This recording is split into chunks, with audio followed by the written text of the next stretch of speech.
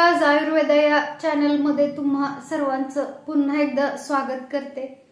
तर चॅनलवरती कोणी नवीन असाल तर चॅनलला सबस्क्राइब मात्र नक्की करा, कारण मी जी काही आयुर्वेदिक प्लस होमिओपॅथिक दोन्हीही औषधांची जी काही माहिती देत आहे ती लवकरात लवकर तुमच्यापर्यंत पोहोचण्यास मदत होईल आणि त्या औषधांचा तुम्हाला फायदा देखील होईल। तर आपण आपल्या चॅनलवरती कंबाइंड ट्रीटमेंट होमिओपॅथिक प्लस आयुर्वेदिक अशा दोन्हीही कंबाइंड ट्रीटमेंट आपण सांगत आहोत, दोन्ही औषधांची माहिती देत आहोत। तर व्हिडिओला शेअर आणि लाईक देखील करा, जेणेकरून अनेक लोकांना याचा फायदा होईल। घरच्या घरी राहून तुम्ही बरेचसे आजार होमिओपॅथिक औषधे घेऊन देखील कमी करू शकता। सोबतच बेल आयकॉनला देखील प्रेस करा, जेणेकरून मी जी काही माहिती देत आहे लवकरात लवकर तुमच्यापर्यंत पोहोचण्यास मदत होईल आणि त्याचा तुम्हाला फायदा देखील होईल।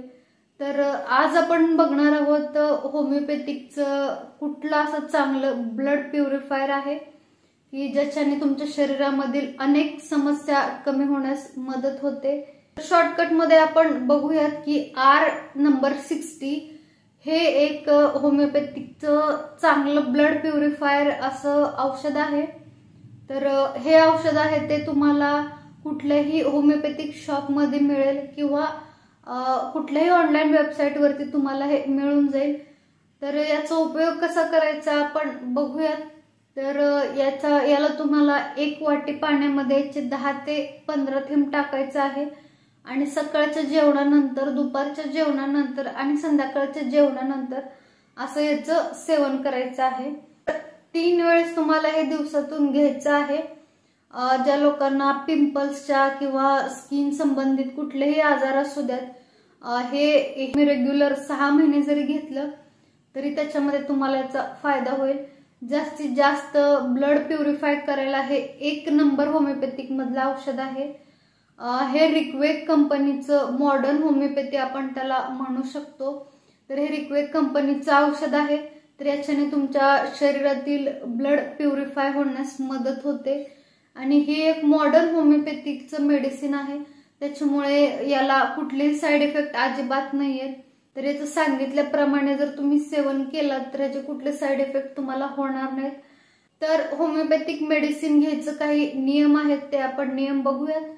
तर याला कच्चा कांदा, कच्चा लसूण आणि कॉफी हे 3 पदार्थ अजिबात चालत नाहीत होमिओपॅथिक मेडिसिन्सना, नाहीतर ते होमिओपॅथिकचे जे मेडिसिन असतात ते शरीरामध्ये तुमच्या काम करणार नाहीत, ते उपयोगी येणार नाहीत। त्याच्यामुळे कच्चा कांदा, कच्चा लसूण आणि कॉफी हे 3 पदार्थ बंद करा जोपर्यंत होमिओपॅथिक मेडिसिन चालू आहेत। भाजीमध्ये शिजलेला कांदा किंवा शिजलेला जो लसूण असतो तो चालतो खाल्ला तर, पण कच्चा लसूण आणि कच्चा कांदा अजिबात खाऊ नका। आणि व्हिडिओ बऱ्याचशा लोकांना शेअर करत जा, होमिओपॅथिक बद्दल मी माहिती देत आहे। आयुर्वेदिकची आणि होमिओपॅथिकची मी माहिती या आधीच्या देखील व्हिडिओमध्ये दिलेली आहे, तर माझ्या चॅनलमध्ये जाऊन तुम्ही बघू शकता। आणि बऱ्याचशा लोकांना हा व्हिडिओ सेंड करा, जेणेकरून त्यांना देखील होमिओपॅथिक औषधांचा फायदा होईल आणि घरच्या घरी राहून तुम्ही जुने आजार बरे करू शकाल। आणि बऱ्याचशा वनस्पतींची माहिती मी दिलेली आहे, तर ती देखील माहिती तुम्ही बघा, त्याचा उपयोग करून घ्या। बऱ्याचशा वनस्पती आपल्या आजूबाजूलाच असतात, पण त्याच्या बद्दल आपल्याला काही माहिती व्यवस्थित नसते। त्याचे प्रमाण किती घ्यायचे, त्याच्या मुळांचे काय फायदे आहेत, त्याच्या देठांचे, त्याच्या पानांचे, सर्व वनस्पतींमध्ये काही ना काहीतरी औषधी गुणधर्म आहेतच।